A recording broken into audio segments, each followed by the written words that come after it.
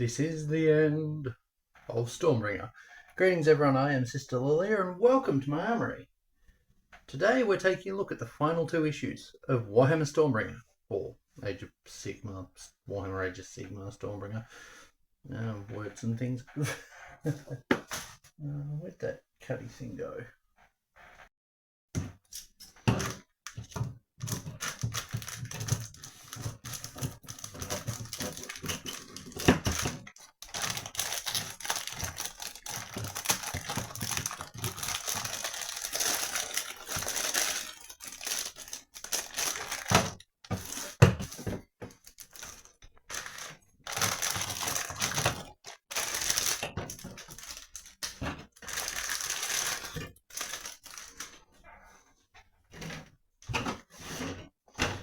Okay, so as we can see, the well, from the cover at least vaguely,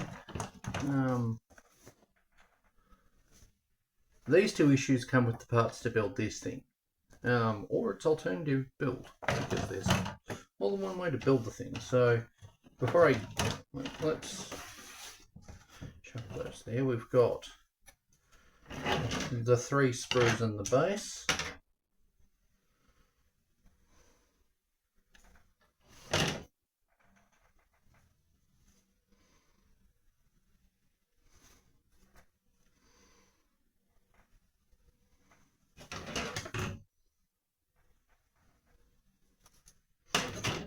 And that's just a large oval base.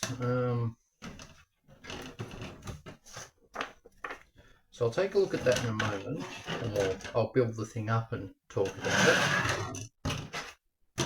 But let's take a look at the magazines. So, Swampboss Skumdrekk Black Tongue has attracted the attention of some important Scrapper Spit. Oh no, someone important in Scrapper Spit. Where the fuck is Scrapper Spit? Or where the fifth is Scrapper Spit?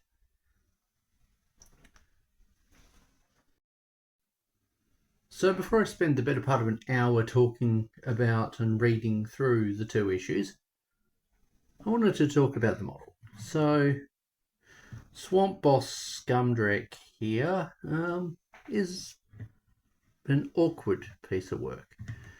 I'm sure I did something wrong when building it, given the giant gap, but that won't matter given my long-term plans for the model.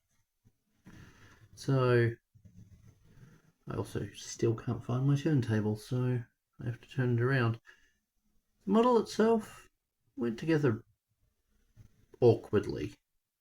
As was mentioned, I did something wrong, or maybe part of the sprue was bent. If we hold that up,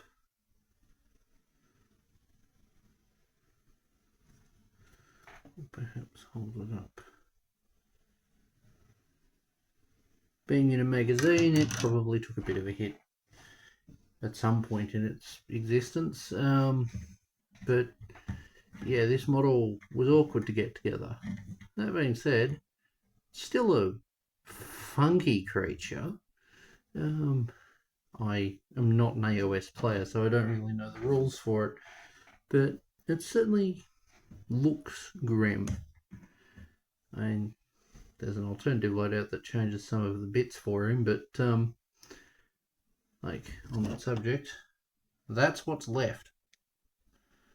That's basically what's left over from this. And there's some useful parts, like the backpack banner thing could be useful, and probably will be for making an orc war boss for 40k. The chain hand's probably more useful for an Inquisition thing, bringing the Grimdark back to the Inquisition.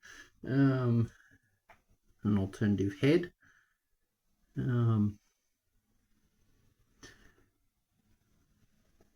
That I think uses the bottom jaw differently. I could be wrong though.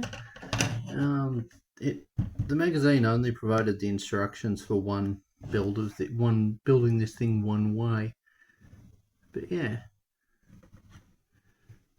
it's certainly a funky contraption. I'm looking forward to using those chains and probably the cages on an Inquisition transport, but yeah, I want to turn this thing into a squigosaur.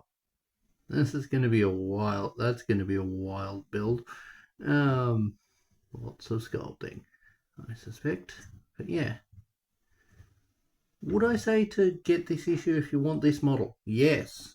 This pair of issues was like half the price, or was well below half the price of the retail kit for this thing. At least I think it was. It's about half the price. I'll have the Australian price on screen. If you want the other one, yeah, just find the instructions online to build him up the other way, or wing it. Winging it is an option. I love the random ass claw staff thing. I'm sure I can find a use for that as a servo piece.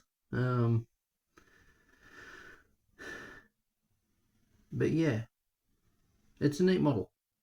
Anyway, well, actually, I did have a bit of confusion when building the tail, because it sits flat, and as I was building it, I was thinking, where's half the tail? But it sits flat.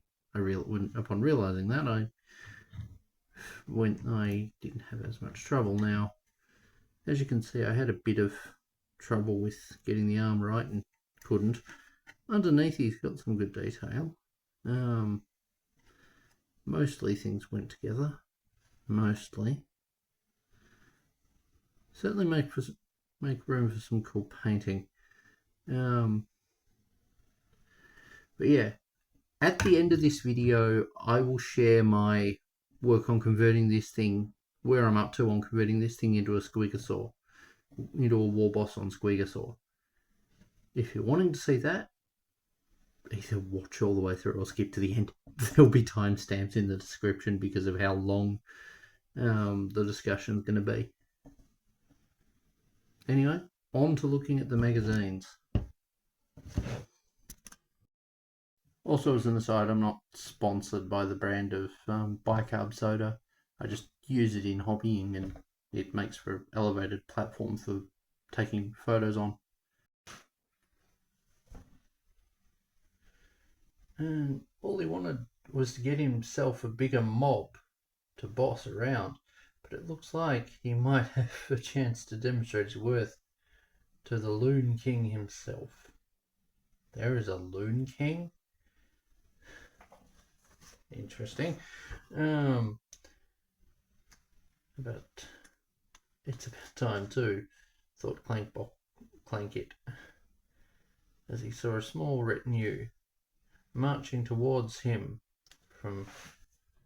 I'm going to just angle that so it's a bit easier to read.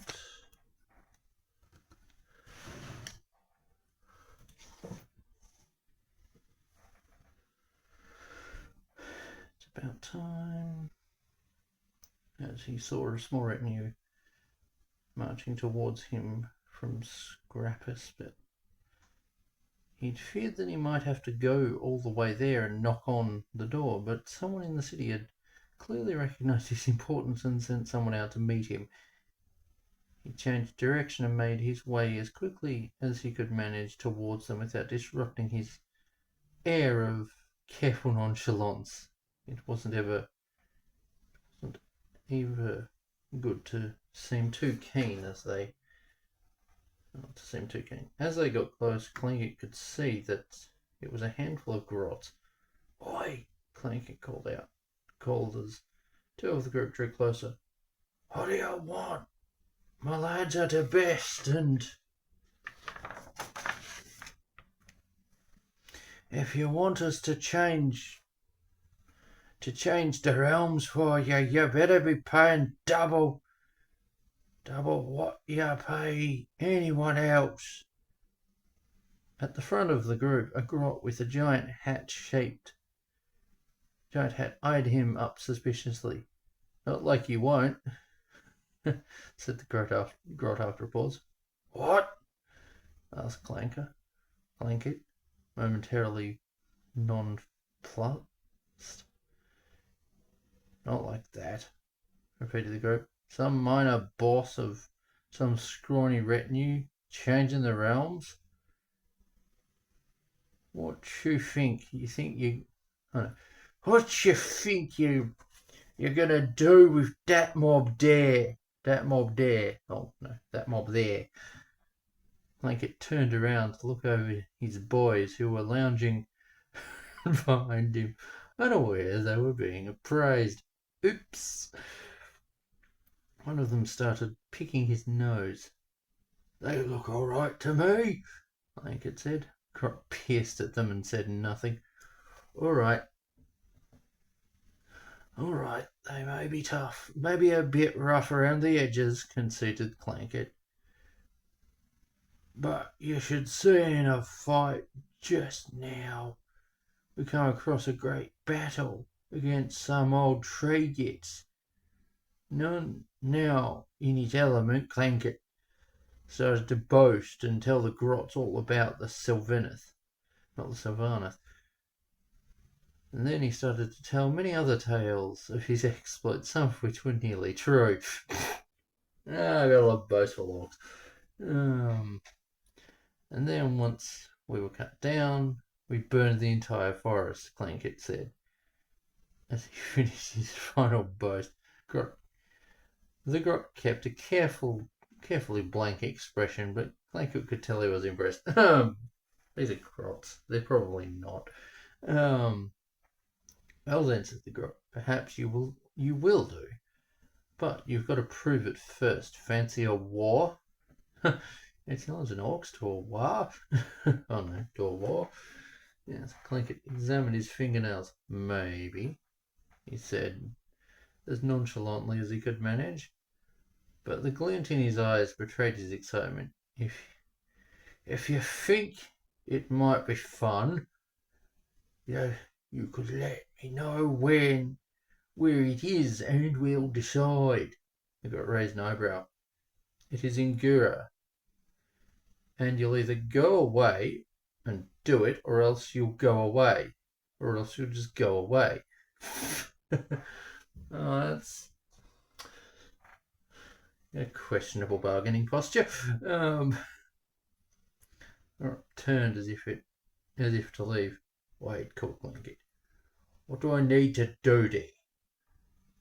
The grot halted and turned back for a moment. When the city has fallen, come back and bring one of those lightning wand thingies. The boss wants one. You'll find a realm gate that way, by the way. He added, pointing. Clanket nodded. Called out an order to his lads. With a great amount of noise and pandemonium, the army turned and set off immediately.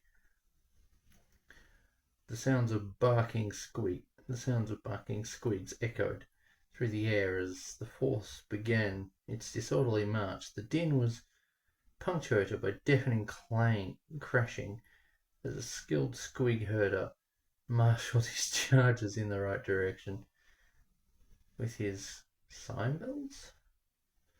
The occasional awful scream filled the air as one of the riders fell off their mount and was devoured. Yeah, that sounds about right for the orcs. As they travelled,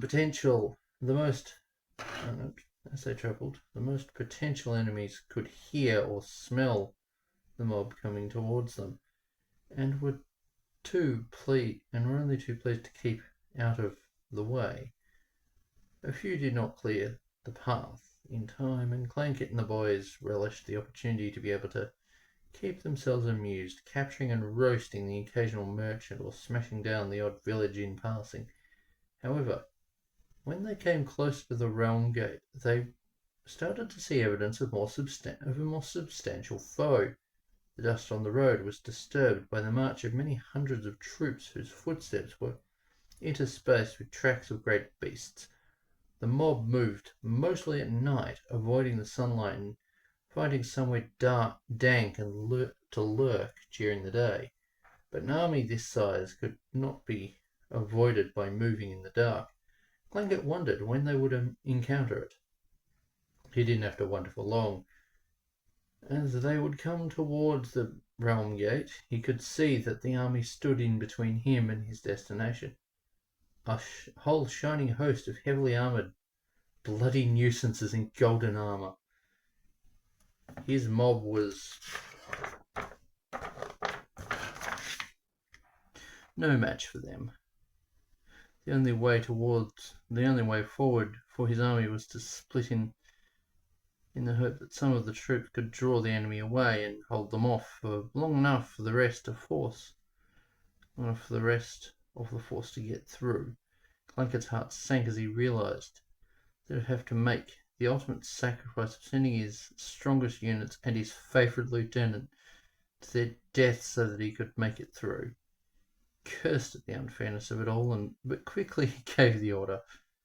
The diversionary grots sneaked off, and a few minutes later they sent up a huge clamour. The Stormcast Eternals roused and obligingly set off towards the noise as Clanket and his remaining force crept towards the gate. There was a small guard by the gate, but nothing more. In the distance, waves of squids bounded towards the Golden Warriors, snapping and snarling. The Stormcast answered with blade and bow, cutting down the advancing horde, but some still got through, biting and hacking it as arrows rained from the sky. By the gate, Clanket's troops made short work of the scant guards, slicing and stabbing at them until they fell under the sheer weight of numbers pressing down on them. The grots slipped through the gate, emerging on the other side. Sure. "Well, lads," said Clanket to his remaining horde, "we got through now. Let's see about this war that's going on. There's a city that wants fattening." The wire is born. Light angles are being funky.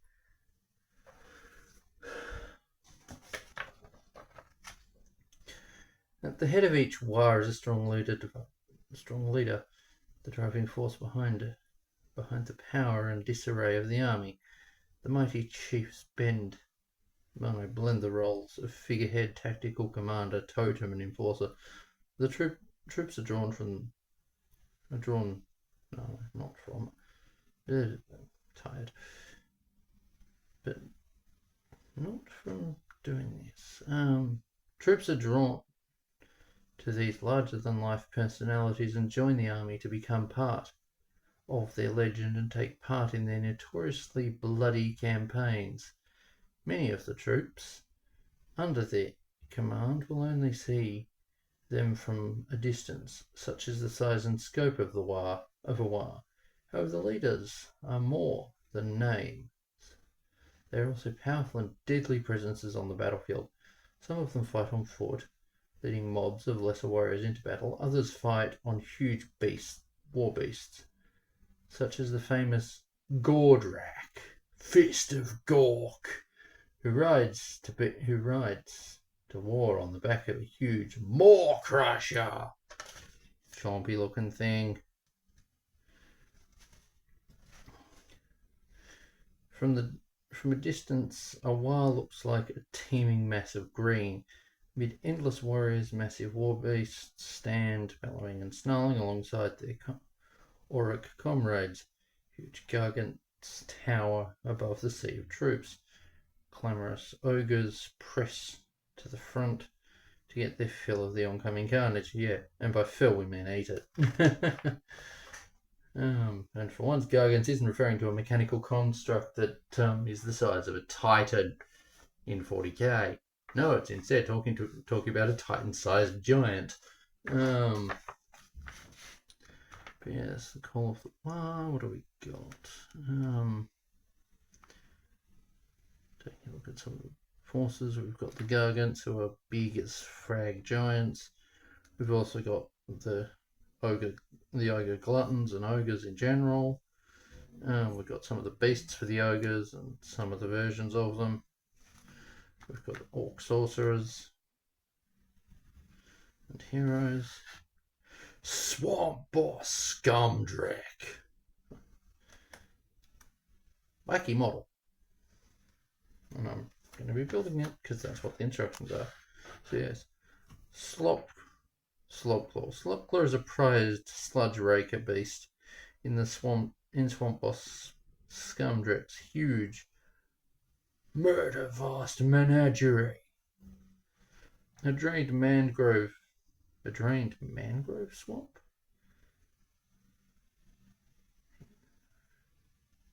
Mangrove? Rather than mangrove, in which Skumdrekk keeps a huge collection of unpleasant creatures. Slopclaw is one of the earliest beasts collected by Skumdrekk, who caught and tamed him many years ago, when the swamp boss was a mere youth. Today's Slopclaw has been showing his age for a while, but his senility and poor eyesight are more than made up for by his tendency towards extreme violence. I thought it would have extremely, but no. Extreme violent outbursts. Many enemy soldiers have spent their last few seconds regretting coming too close to Slopclaw's gnashing jaws. Yeah, that's going to happen. Big creature with big jaws has this habit of trying to eat things. So then we've got some rules for it. We've got the build guide.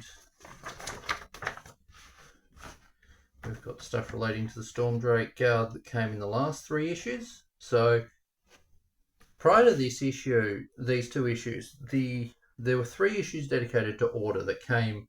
2 of the issues came with these models. The 3rd came with the bases. I didn't get those issues, both because they sold out and because I kind of didn't need them. I got this model because I've got plans. October plans. Yes, we see some rules around it and see them fighting. Hey, Gargan. Or just a giant. We've got a mission scenario. And the end of the magazine. And then highlighting the final issue. And on that subject. So we've got this one. We've got The Last Stand. The mortal realms are places of constant conflict. Wars have raged across the lands for generations, with many inhabitants swept up in the strife. All have a part to play in the struggle, whether they are a mighty immortal or a simple grot looking for something to smash. Across the vast lands of the mortal realms, countless... Isn't that just the start of that sentence there? Oh, that sentence there. Across the mortal realms, countless wars are fought in countless kingdoms. Cities rise and fall, whole civilizations are brought to their knees, the lands are wrecked by never-ending war, and generations of warriors live only to fight and die in battle for their lords. The genesis of these conflicts goes back countless years. Many generations ago, the forces of chaos had the mortal realms in stranglehold. Sigmar retreated to the heavenly realm of Azure and sealed the magical portals between the realms. After many years of preparation, a new warrior caste, the Stormcast Eternals, was sent forth with a single mission: open the gates and retake the realms.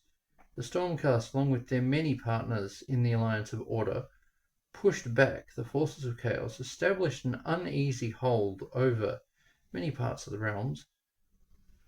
The destruction forces were drawn to many bloody wars seeking carnage, and the armies of death soon joined the fray, seeking to expand Nagash's empire and establish a great necrotopia across all the land. Many of these conflicts continue unbroken to this day, while many more ancient grudges fester, brought to the battlefield when opportunity allows. The mighty forces of the mortal realms clash over ancient rivalries. Simple humans have their part to play too. In order for Sigmar's domain, the perilous dawn crusades are mounted, carrying the infrastructure they need to establish a new city. Columns of pilgrims set off beyond the frontier to found new outposts in Sigmar's name. However, wherever the Alliance of Order asserts itself, hordes of destruction are not far behind. They see opportunity for fun and plunder, and to unleash their ferociously destructive energy, given by the example of their multifaceted god Gorkamorka. They will stop at nothing to thwart any expansion of Sigmar's domain and tear down any signs of civilization.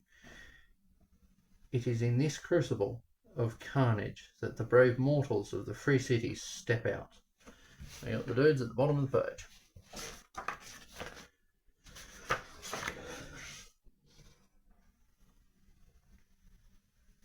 So, one Dawnbringer crusade embarked on a journey to establish a new stronghold in the realm of Gur. The caravan set out through the hostile wastes, prepared to meet danger or even death before they reached their destination. After a great journey in perilous conditions, the site of a new city was reached. The foundations of a settlement were laid. At the centre, clear waters cascaded from magical floating stone, giving life to the city. Nearby, a nexus siphoned channeled crackling energies from the ley lines underground. On the perimeter of the new settlement, guardian idols looked out, grim and stern, a barrier of mystic force running between them. Amid this essential infrastructure. For some reason, my brain was saying elemental. Yes, essential infrastructure. Forges were set up, and the sound of hammering echoed around the new stronghold as the smiths went about their work. Other artisans laboured no less, and domiciles were hastily erected. The better ones near the shrine to Sigmar in the middle of the city, the worse ones towards the wooden palisades that ran around the outer perimeter. But the forces of destruction were never far away. Parties were dispatched from the city to seek out resources. Wood and stone. The lucky ones returned empty-handed and bloodied, with whispering tales of Uruk raiders. The unlucky ones did not return at all. Soldiers guarding the nascent city were strong and resolute, but their numbers were too few to mount an effective defence of the wider lands. In a desperate gamble, they sent their bravest warriors to scout the lands for allies and new weapons to bolster their defences. The warriors made good their oaths. I feel like there should have been on in that sentence. The warriors made good their oaths and trekked over many realms. First searching in Ula, the realm of treachery and shadow. Next in Charmon, the land of change, alchemy and transmutation. Finally in Ashir, Aqueshi, a realm of fire and fury. The challenges were hard and many battles were fought, but there was victory too. First, the soldiers of the Stormcast Channel encountered the Sylvaneth, furious forest spirits and guardians of natural order. Though seemingly strange and fey to the Stormcast, their fierce opposition to the forces of destruction brought them into alignment with the soldiers of the city of Sigmar. Next, the new alliance of Stormcast and Sylvaneth sought out the Caradron overlords. The brave Skyfarers took to the air, using the power of ethermatic technology, swooping through the sky, dangling precariously from personal Hindurin, or cutting through the air aboard titanic sky vessels. The stout warriors were guided by a strict code of laws which they gave nearly the same reverent respect as they gave to the thought of profit. To them was promised payment and bounty, and many of them joined to defend the city of Sigmar. At every step, Uruks of the Destruction Army have fought against the formation of these alliances, and many great warriors have fallen on this mission. Now the clouds of war have gathered about the city, and the many forces that have been recruited in its defence have withdrawn to within the city walls and braced for a final decisive conflict with the besieging forces of destruction. Meanwhile, the forces of destruction, in their new opportunity to cause havoc, I thought there'd be the word C in there somewhere. As soon as they became aware of the Dawnbringer crusade, they began to strike at the party, harrying the stragglers and mounting raids on the vanguard. There was not enough mischief to keep the impatient troops occupied, and their leaders began to invest in tasks to keep them occupied before they could turn on each other. Some were sent ahead to burn the land, choking up the air with noxious fumes. Some were sent to tail the scouts and rip up the tracks and signs left for the crusaders who followed behind them. Others were sent to throw carcasses in the streams so that the water became foul and offered no refreshment to the weary travellers. At length, crusaders reached the site. At length, the crusaders reached the site of the city, and the forces of destruction mounted a campaign of terror, hoping to wear them down until the city fell. As the excited energy of the troops built, more and more orcs were drawn to them. At first, a trickle, then a flood. As the numbers swelled, the little fighting available was spread thin, and the fractious orcs once again looked set to turn on themselves. Luckily, some of the soldiers from the city set out on a journey towards the nearby realm gate. The commanders of the destruction force seized the opportunity to send some of their troops off in pursuit. So they'd have them pick off the troops.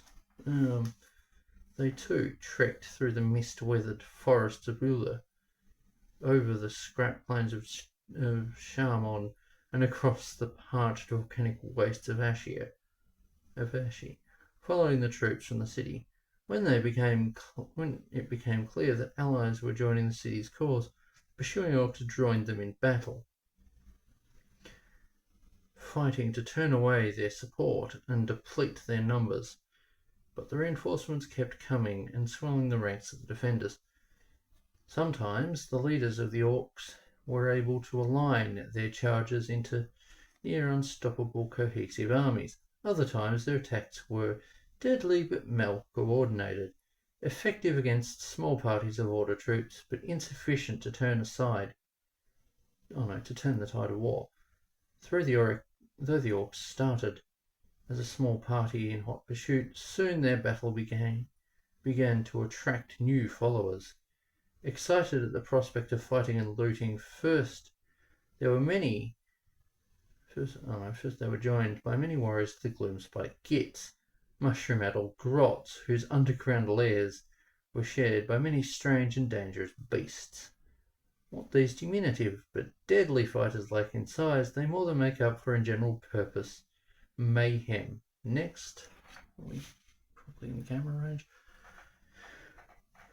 Next, the swelling ranks were joined by warriors of the Iron Jaws, some of the largest and meanest and fightiest orcs. I'm not saying that word. If I say orcs too many times, it'll lose all meaning. Ever seen in the mortal realms, they began campaigns of the most extreme violence yet seen against the Stormcast Journals, and their allies rejoicing in the carnage whether they won or lost. Inspired by the fervour of their new companions, a whole destruction force redoubled their efforts, striking mercilessly against the forces of order and moving ahead of them to rout and kill any possible allies they might meet. Now, as the forces of order have withdrawn back to the city, the orcs, with their new allies, have gleefully followed them back to the site of the city, looking forward to the biggest battle yet. Oh, I would have thought there'd be a scenario there. Maybe there is further down. Oh yeah, last stand. It's further along. So we've got a painting guide over these pages. And a gallery of the finished model in theory. We've got the rules here. We've got a War Scroll tutorial forum and some more rules guides. And more rules guides. We've got that last stand. I'll read this bit in a moment. We've got more stuff around the missions, and there's some lore at the back there that I'll read in a moment.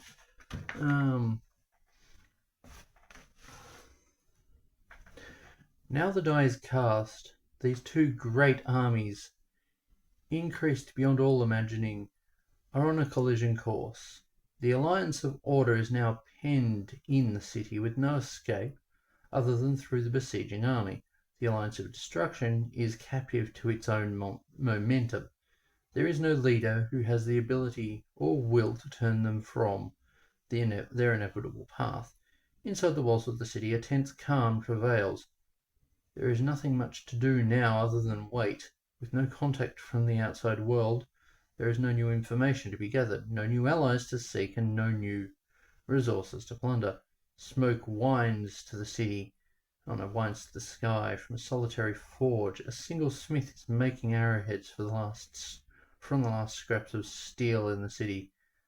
But aside from the hammering, all is quiet. At the council of leaders of the allies, the commanders are worried. The future of the city is on a knife edge, but none of them can see the outcome of the inevitable battle. The city is strong, but the orcs and their allies are numerous and practically endless.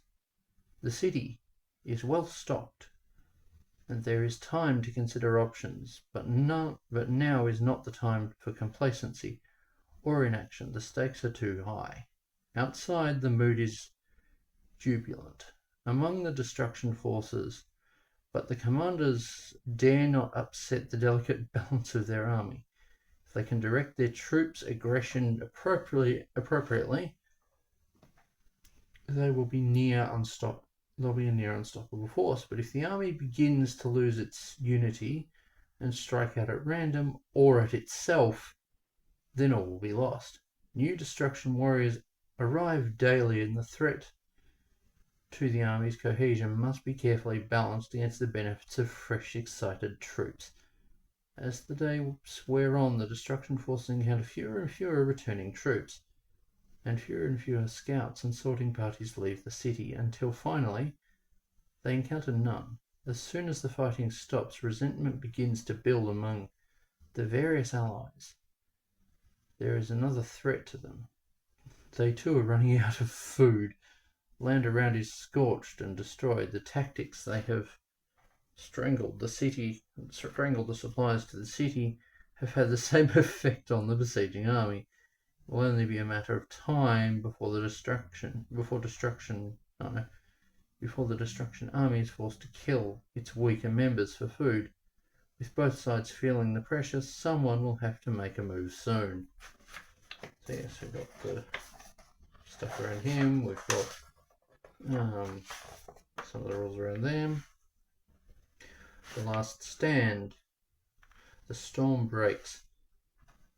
At last, the forces of destruction pressed in on the city of Sigmar so closely that it was impossible for any to come in or go out, even by the secret ways and hidden passages. The commanders of the forces of order realized their last chance to gather intelligence and supplies had passed, and they prepared for battle.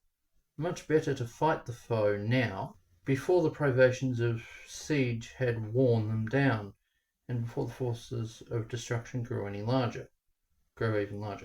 Swiftly the troops were mustered. Even every last store of weapons and ammunition was emptied for the fight.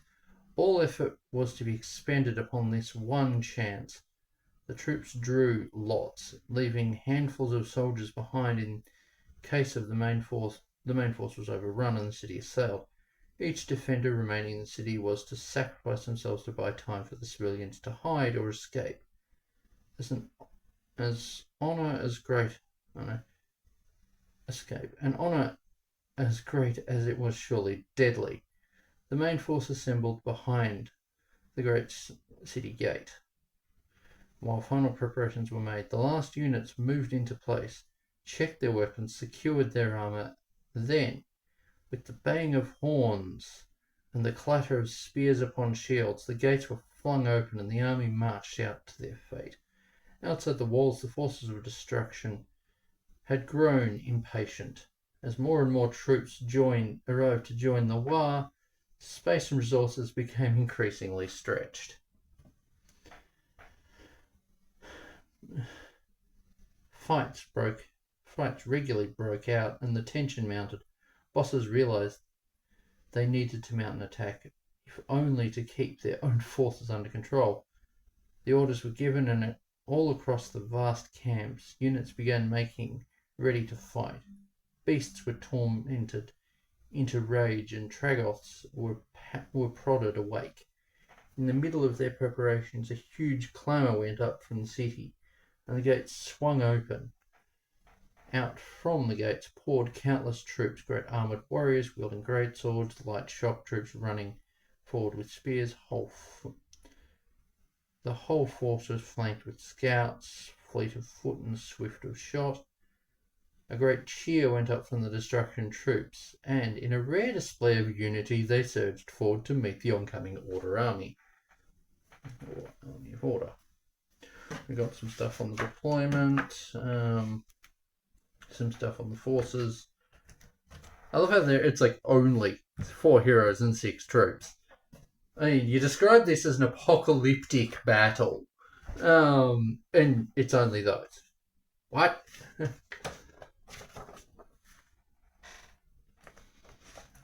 So yes, there's situations for if there's an order victory or a destruction victory. If there's a destruction victory, the forces of destruction fight fiercely and gave the Yumis and their allies a proper good crump, and the victorious forces of destruction push over the corpses of the slain and scale the city walls. Inside, they torch the buildings as citizens flee in panic. Walls are torn down, defences dismantled, and temples defiled by the invaders. But their work of destruction will never be complete, for no doubt the Army of Order will be back, and the city, and others like it, may rise again. It won't surely be long until there is another Dawnbringer crusade and another war. These 2 great forces will do battle once more. Meanwhile, if Order wins, the armies of Order have taken... I'll try and do this in a voice. The armies of Order have taken many casualties, but as the sun sets over the battlefield, the final Auric troops are routed. Elated, the victors pursue them and run them down, leaving none alive and piling the corpses to be burned far away from the city. The city and its citizens are safe for now. There will be time for exhausted troops to rest and rebuild, but they mustn't let their guard down. There are many great perils in the mortal realms, and the forces of death, destruction, and chaos press in close. It is only a matter of time before the champions of Order must defend their city once again. And then we have a bit on the Great Horned Rat, which, funny enough, is the story that followed on next. So basically there was each edition of Warhammer, there's the main there's the hero army, which since Age of Sigmar has been the Stormcast Eternals, and there is the antagonist force. Last edition it was the Orcs. Currently it's the Skaven. Who knows what it will be the next time. For 40k we had Death Guard, then Necrons, now Tyranids, and it's rumoured to be Orcs next. I say rumoured, but let's be real. Rumours are lies until proven otherwise.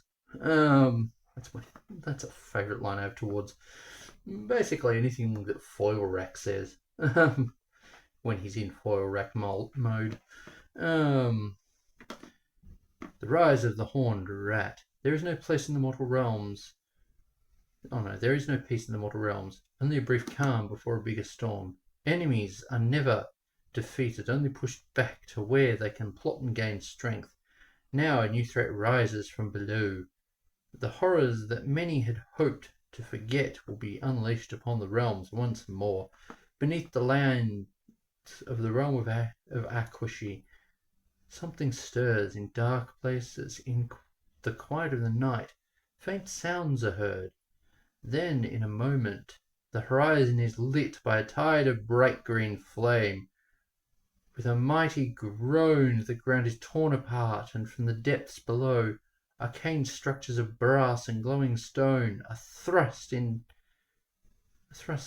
the air amid the pealing of discordant bells. Oh, pealing is not the word I would have used. Maybe it might be the perfect word. Meteors fall from the sky, and the land is turned black as the malign. Maligned? Words, I'm tired. Malignant, there we go. Malignant energy warps and mutates the birds, the beasts, and even the plants. Chaos has come to the mortal realms, and the lands will be forever scarred by this unholy intrusion. In the mortal cities, the soldiers rush to the walls to defend from the oncoming threat. Nagash's forces, eager to expand his empire, flock to the site of this disaster, and the forces of destruction converge on the region, hoping to get their fill of the mayhem. From below the ground swells the writhing and screeching mass of bodies, spilling out from the tunnels that have breached the surface. A million beady eyes gleam in the glow of warp fire, and a million hands grasp at wicked weapons of death. A cry goes from the soldiers on the city walls. The Skaven are coming. So that's where we leave off.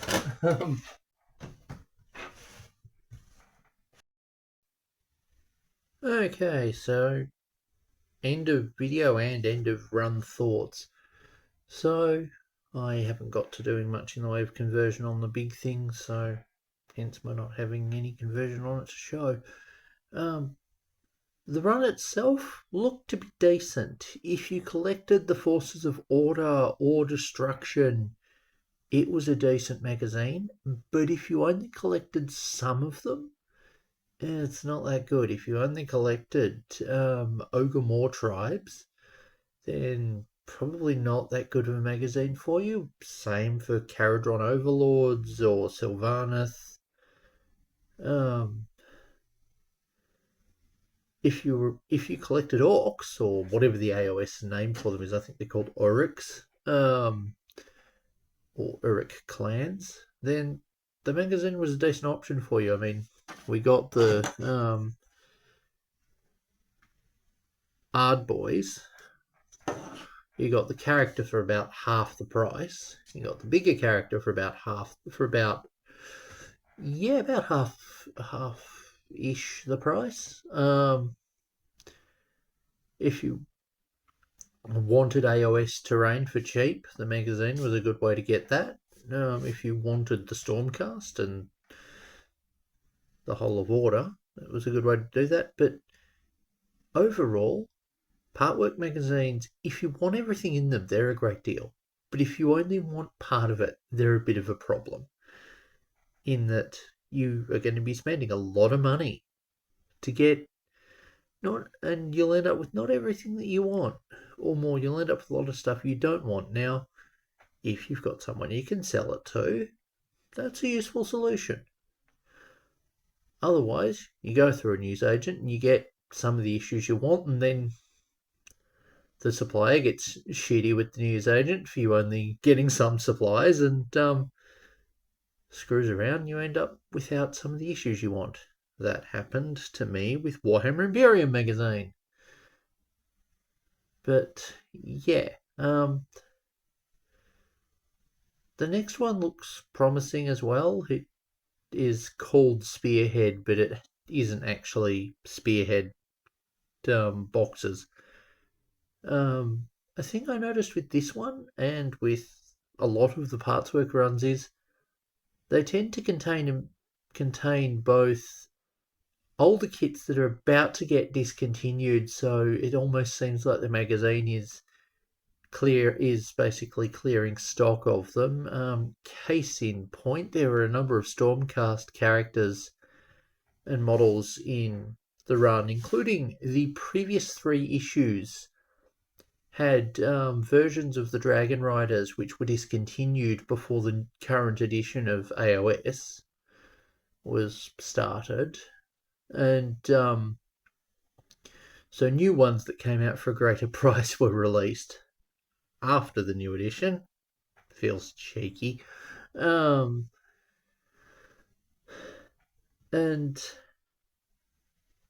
well, at the same time, some newer kits have been added in wholesale, like the 40k one. Warhammer Imperium got one of the issues contained the new kit for the flayed ones. The whole new kit. It was in a $20 issue. That kit's like $60 to $80 or more. Good way of getting it if you can get it for cheap. But if you can't, it's going to be expensive, is I believe the appropriate term. So yeah, overall, it was a decent enough magazine. It could have been better. It could have been worse.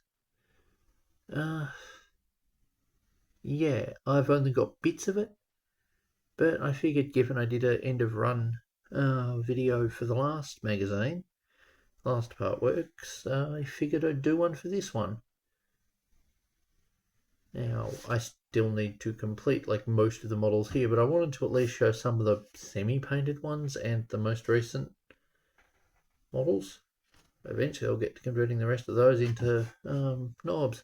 Hopefully I get it done before we get an announcement for new knobs. Gotta love luck with that. Given it's looking like Orcs are going to be the main big bad of the next edition's starter sets and such, I should probably get my knobs done before they get superseded by a bigger sculpt. Anyway, this video has been like an hour long. If you're still watching at this point, thank you. And if not, I totally get it. Anyway, thank you all for watching. I've got a lot of painting to do before the next part's work comes out in Australia. I expect it to come out next year, but it could come out sooner. Anyway, some of the next stuff that's coming up this week's going to be artillery related, so I'll let you see that when it happens.